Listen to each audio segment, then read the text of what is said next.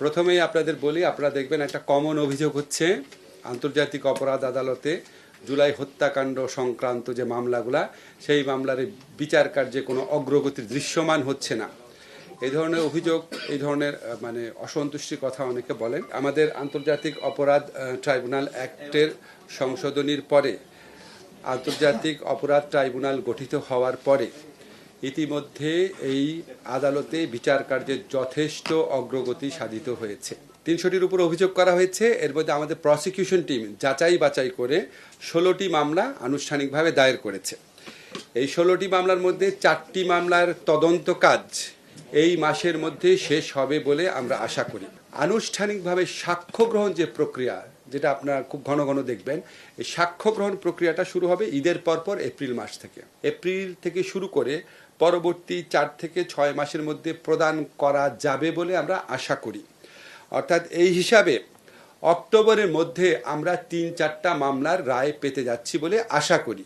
এটা বিচারিক প্রক্রিয়ার ব্যাপার, কিন্তু আমরা তদন্ত যে টিম আছে, আমাদের প্রসিকিউশন টিম আছে, বিশেষ করে আমাদের চিফ প্রসিকিউশন যে লয়ার আছেন ব্যারিস্টার তাজুল ইসলাম, ওনার সাথে কথা বলে আমার যে ধারণা হয়েছে সেটা আপনাদের ব্যক্ত করছি।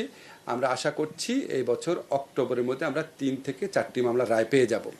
এই সমস্ত মামলায় সাবেক প্রধানমন্ত্রী শেখ হাসিনা সহ আওয়ামী লীগের শীর্ষস্থানীয় নেতৃবৃন্দ এবং শীর্ষস্থানীয় কিছু পুলিশ এবং প্রশাসনিক কর্মকর্তা এই সমস্ত মামলায় আসামি হিসাবে রয়েছেন, যে 3-4টা মামলার কথা আপনাদেরকে বললাম। বিগত সরকারের আমলে এরকম 396টি স্পিচ অফেন্স সংক্রান্ত মামলা বিচারাধীন ছিল। বিগত সরকারের আমলে দায়ের করা 396টি স্পিচ অফেন্স সংক্রান্ত মামলা বিচারাধীন ছিল। এর মধ্যে আমাদের আইন মন্ত্রণালয় পাবলিক প্রসিকিউটরদের মাধ্যমে ইতিমধ্যে 332টি মামলা প্রত্যাহার করেছে।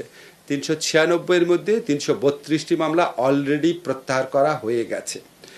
61টি মামলা প্রত্যাহারের সিদ্ধান্ত চূড়ান্ত করা হয়েছে। এটা আগামী ধরেন 3-4 কার্য দিবসের মধ্যে শেষ হয়ে যাবে। মানে ফেব্রুয়ারি মাস যখন শেষ হবে তখন স্পিচ অফেন্স সংক্রান্ত কোনো মামলা আর সাইবার সিকিউরিটি আদালতে থাকবে না। তবে এর মধ্যে 3টা মামলা আমরা প্রত্যাহার করতে পারবো না, কারণটা উচ্চ আদালতের সিদ্ধান্ত অনুযায়ী স্থগিত রয়েছে। এখানে যাদের বিরুদ্ধে অভিযোগ করা হয়েছিল ওনারা উচ্চ আদালতে মামলা করে এই মামলাগুলোকে স্থগিত করে রেখেছেন। এই 3টি মামলা বাদে 396টি স্পিচ অফেন্স সংক্রান্ত মামলার প্রতিটি মামলা এই ফেব্রুয়ারি মাসের পরে আর থাকছে না।